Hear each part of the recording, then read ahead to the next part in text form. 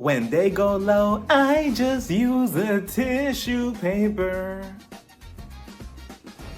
Hey everybody, welcome to my channel. I am Raphael and I am here to review Season 8, Episode 7 of The Real Housewives Crying on the Sidewalk of Potomac. So we start the episode off right where we left off with Robin having a whole meltdown in the backseat of the car because she doesn't like that everybody's assuming that Juan lost his job because Robin was doing too much talking about his legal cases. So now she's telling them, I didn't do anything to none of you guys and now you guys are trying to paint me out to be the villain. I didn't do anything to anybody. So then Wendy, she turns around and she's trying to be there for Robin. Couldn't be me, but the fact that Wendy even decided to be the bigger person after what Robin pulled last season, you know, when her and Mia got into it and she pulled out the phone and started recording Wendy and antagonizing her, the fact that Wendy could still look past all of that and still give you a shoulder to cry on, not a full shoulder, but like half a shoulder, enough for Robin to cry on, but enough for Wendy to tell her, okay, get off me, you're doing too much. So she's like, Robin, I mean, I can't relate having an unfaithful husband, but I mean, I could understand what you're going through, right? So then Robin continues and she's like, no, my husband doesn't do interviews talking bad about anybody. She's taking a subliminal shot at Chris Bassett because he did an interview talking about this whole situation. So Candace, I like how Candace she was trying to come for Robin at first until she heard the comment. She was like, Robin, stop. Robin, stop. You're gonna make me cry. Stop. First of all, my husband was only defending himself against lying mother effers. She got serious so quick, like the switch up was so crazy. I'm like, what happened, Candace? You were just having compassion with her. Now she threw it out the window. So they get to the infamous chicken place that Ashley has been hyping about these last 2 episodes. And Ashley, let this be the last time that you touch anything involving a cast trip, a cast activity, a cast anything. Because what was this? What was this? Because they walk into this rundown factory and the whole premise of the whole chicken game is to play with a bunch of chickens and cocks and not even the good kind either. And the whole premise is that the chickens have to walk around on a bingo board and whoever poops on the numbers and letters first and gets bingo determines the winner. Like, Ashley, like, what kind of stuff was Michael into? Like, what is this? What kind of trashy activity, and not even the good kind of trashy, do you have us doing here in Texas? Like, on top of that, you have us wearing our nice clothes, except Giselle, and you want us to play around with chickens that who knows where they've been, with poop as well? Like, absolutely not. And then on top of that, they're packed like sardines in the little booth. They're sitting down and Giselle's sitting next to Robin. Aneka, she's basically sitting on Candace's lap. Candace is basically sitting on Wendy's chest. And then Giselle has the nerve to whisper over to Robin, Robin, why are you crying? What's going on? Like, no, there's no need to whisper, Giselle. We could all hear you. We're that close to each other. So then Robin, she starts crying and she's like, you know, they're just not being nice to me. Like, you know, they're coming at me for Juan and everything, and that's my man. I love him. And then all of a sudden, we pan over to Candace, and Candace, what was going on? Because all of a sudden, not only is Robin spiraling, Candace, she starts crying. I cannot do this anymore. This is too much. Give me a napkin. Can I get a napkin? Thank you so much. No, I can't. I cannot. Wendy, can you just move over for a second? I want to get out. I can't do this anymore. No, I don't want to be here. No. So everyone's trying to figure out why Candace is crying, and Mia, she's like, she's just trying to make it about herself. So then Wendy was like, oh, no, let's not do that. Don't add more gasoline to the fire. She's not doing that. She just genuinely cares about Robin. And I do feel like Candace is crying because she does care about Robin. She doesn't want her to go through this. But Candace, unfortunately, you need to let all of that go because as much as you care about her, this is a one-way relationship. Like, it's not the same way back at you. I mean, it could be if Giselle wasn't in the picture because I feel like Robin, you know, she wants to make up with everybody or she wants to make up probably with Wendy and Candace, but her alliance with Giselle won't let her do that. I feel like she wants to do it, but then she's like, oh, wait a minute, but then Giselle is not gonna like that. Yeah, never mind, let me hold the grudge. Even though deep inside, I feel like Robin, it's not that serious to her, and of course, Giselle couldn't wait to use this whole situation against Candace by telling Wendy, you see, Wendy, Candace is supposed to be her good friend. Yeah, she's doing interviews talking bad about her. That's not a good friend, that's a bad friend. So, last season on the trip to Miami, when Robin pulled out her $5 speaker that she got from Walmart, and she tried to expose Candace in front of everybody and tried to embarrass her, was that being a good friend? Hmm? Or do the rules only apply to Robin, when she could get away with anything, but then when it comes to Wendy or Candace doing the same thing, all of a sudden is, oh no, you need to be nicer. You're not being a good friend. You're being terrible. That's mean. You should be, a little bit nicer to Robin. But when it's the other way around, it's a free-for-all.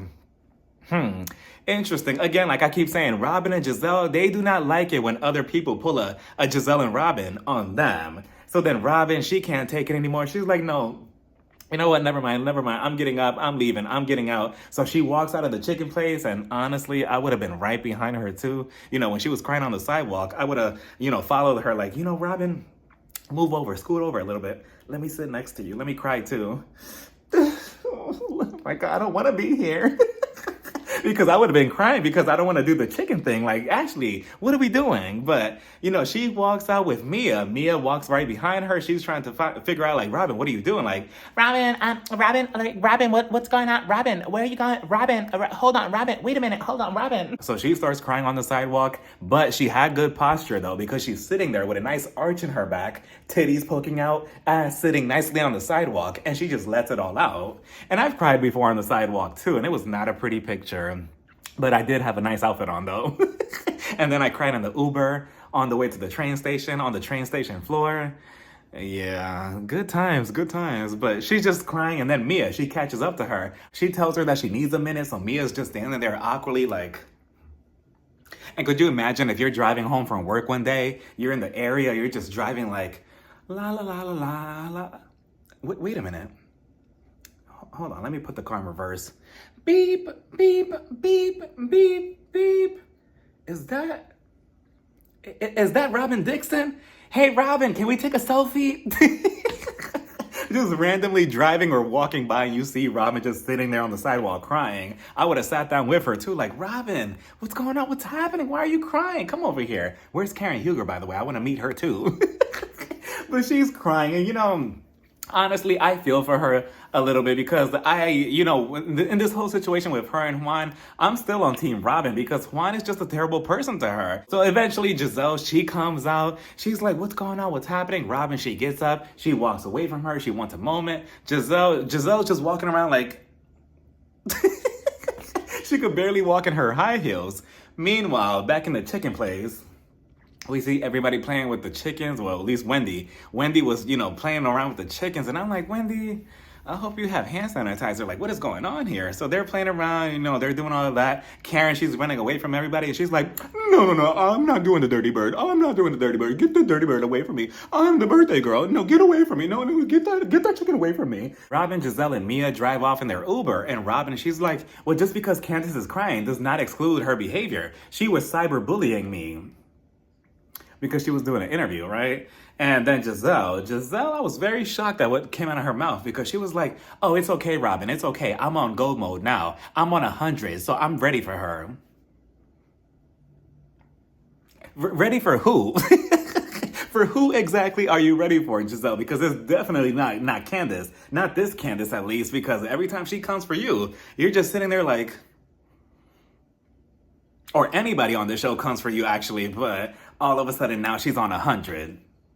Nobody's scared of you, Giselle. Meanwhile, back at the chicken place, we see, what's her name? Candace, Wendy, and Karen. They go outside to discuss what just happened, and Candace is like, well, at least I'm smart enough to not discuss my legal issues, in front of anybody, let alone Ashley Darby, with the whole Michael situation. I'm just so glad that I'm finally seeing some type of emotion from Robin, that I can feel something from her. You know what I'm saying, Karen? So Karen was just like, oh, yes, of course, my dear. Of course I understand what's going on between you and Robin Dixon. The thing is, I feel like both of you could get to a better place if you two have an understanding. If you just talk things out, I just feel like things could be in a better place between both of you. So that was that, and Karen was just like, well, every time it's my birthday, everybody always wants to mess it up, right? And yet, Ashley, again, let this be the last time you have any involvement in anything with a cast trip. So it's finally Karen's 60th birthday, aka triple 20 as she likes to call it. And she looks good. She looks amazing. So happy birthday, Karen. We see everybody getting ready for whatever dumb activity Ashley has planned for the day. And we see Giselle. She goes into Karen's room and she gives her a bunch of gifts. And Karen is just like,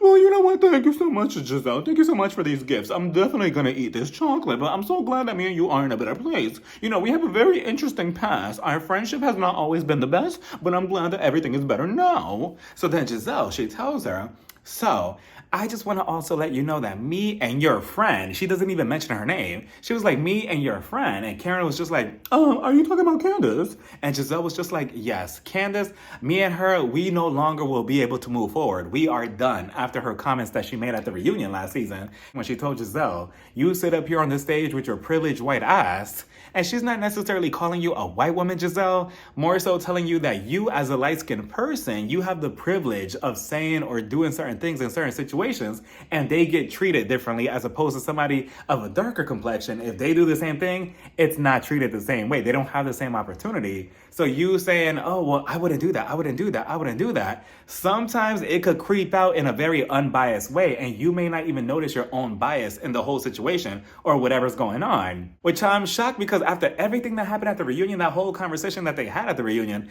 I would assume that maybe Giselle would have thought, okay, I may hate Candace personally, but let me put my hate for her to the side and let me at least see things from her perspective so I can at least try to understand. But obviously she didn't learn anything. But on top of that, her daughters are a darker complexion than her. You would think, she would at least, again, no, right? But then speaking of her daughter, she did get death threats from people, from the audience members, of course. And I've said it before, for any of the cast members on any of these shows, whatever they do on these shows, that should never trigger you to the point where you have to go to their social media and start commenting nasty things about them like, hey, I hope you're a so-and-so. I hope you this, that, and the third. Or start tagging them in random posts that you make on your social media, or start tweeting them with their username in it like, hey, Giselle Bryan, I think that you're a so-and-so. It's just never that serious. Like, yeah, you can have your own opinion on whatever we're watching, right? But again, you should never tag anybody or DM anybody any type of hate. It's just never that serious. Like for me, this is as far as it goes.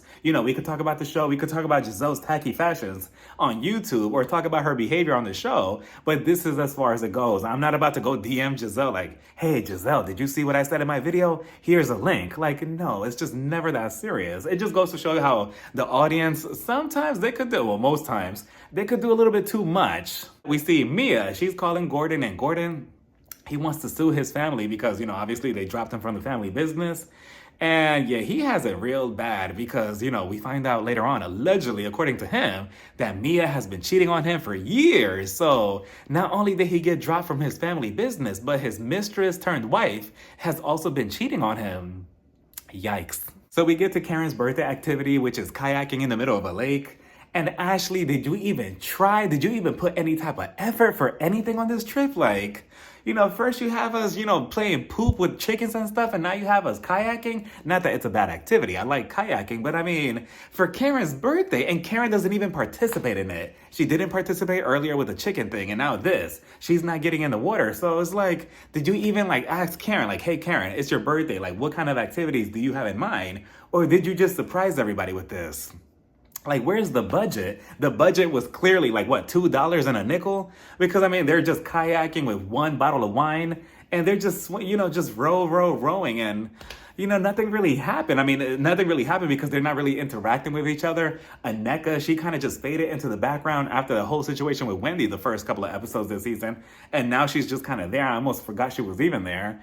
And Giselle and Robin, of course, they're together. Wendy, she's by herself. Ashley, she's over there. Candace, she didn't get in. She's with Karen. And again, we could have just combined this episode with the following episode because what were we watching? Like, I wanted them to go up to a big ass yacht, with champagne or something fancy. But this is what we're getting, Ashley. Yeah, like I said earlier, Ashley, let this be the last time that you touch anything with a cast trip. Like, this is crazy. And then on top of that, I saw on Twitter, allegedly, we're not going to get a new episode of The Real Housewives of Potomac until January 7th of next year. So that's 3 weeks from now. And to me, that is crazy. I don't think that they've ever taken that much of a long break. Yeah, maybe 1 or 2 weeks, but 3? 3? Like, that is crazy. 3 weeks. How many holidays do we have? We have Christmas, New Year's Eve. What else? I was thinking of making a video, The Real Housewives of Potomac, Unpopular Opinions, and only Potomac, no other city, just Potomac, because they're not going to be on for 3 weeks. And that's only if any of you have any unpopular opinions from anything, any aspect of the show, from season 1 all the way to now, from any of the cast members, from anything in general that involves The Real Housewives of Potomac. You can let me know in the comments and I'll make a whole video. We could discuss it. We could discuss your opinions and we'll go from there. But that's only if there's enough comments, because if there's not, then pretend like I never said any of this. So that was that. They go kayaking and yeah, I mean, it was a cute activity, I guess, but nothing really came about it. I'm like, wow, you know, if I was Karen, I'd be so disappointed to spend my birthday like this. Like, what was the point of even coming to Texas just to do the same thing that we could basically do in Potomac? Like, you know, but regardless, they get back into the cars or whatever. Karen, she starts telling, what's her name? Candace. So Candace, did I tell you that I'm gonna buy my grandmother's house? Because now that she's turned the big, triple 20, she wants to see, what legacy she's gonna leave behind. And I love that. I love that Karen is actually telling us something important for once, because for the most part, we've kind of just been like, this whole entire season. But that was that. Eventually, they get back to the hotel, right? We see Robin. She was like, I'm going to go call Juan to let him know what's been going on. And why did she do that? Because she calls Juan and she's like, hey, baby, what's it called? So I was calling because something happened, here. And they were stressing me out. And they were trying to basically say that I was the reason why you lost your job. Why did she even say that? Why did she even bother expressing her emotions and what she was feeling this whole entire episode? Because all of a sudden, Juan was just like, Robin, stop. I'm like, damn, Juan. And then he just completely just let her have it. Like he said, finish her. He started yelling at her. He was such an asshole. He was like, Robin, you really need to stop. You really need to stop letting all these women affect you like this. And I'm going to break you out of that habit. Like you really need to stop. Like it's always the same thing with you. You're making my skin crawl. It just couldn't be me. The second that he would have said, you make my skin crawl, I would have reached through that phone like, who are you talking to, Juan? Come over here for a second. No, come over here. Absolutely not. And this is the same man that she admitted last week that she swallows his unfaithful semen. This is the same man, Robin. The same one, the same wound, Flav, the same wound. That is crazy. And, he just hangs up on her after just going off on her for 20 minutes. She's just sitting there I think she was about to cry. And regardless of whatever way anybody feels about Robin, I do feel for her because I don't want any man treating her like that. She deserves so much better than Juan. Yet she allows herself to be treated like this. And he's acting like an asshole to her. First of all, he shouldn't be acting like that towards her to begin with. And speaking of Juan, I have to update my chart on if he was in the episode or not. So as of now, Juan Dixon has been in episodes 1, 2, 3, 4. He was not in episode 5 or 6. Was he in this episode, episode 7? I mean, technically he was on the phone with Robin, so I'm going to give that a pass and say yes, he was in the episode. So for that, give me 1 second, let me update it. This is the chart as of now. So he has been in episodes 1 through 4. He was not in episode 5 or 6, but he made a turnaround for episode 7. I was worried for a second, Juan. I thought you were going to disappoint us for a third strike. Those last 2 episodes had me worried, but you turned it around. But for episode 8, could you make a full comeback?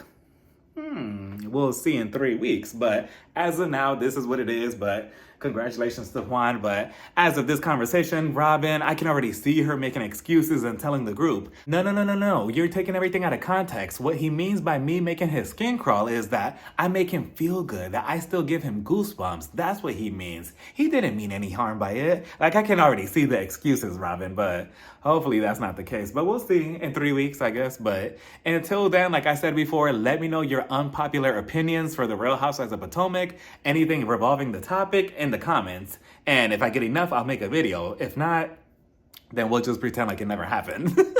Let me know what you all thought about this episode as well down in the comments. Bye, everybody. Mwah.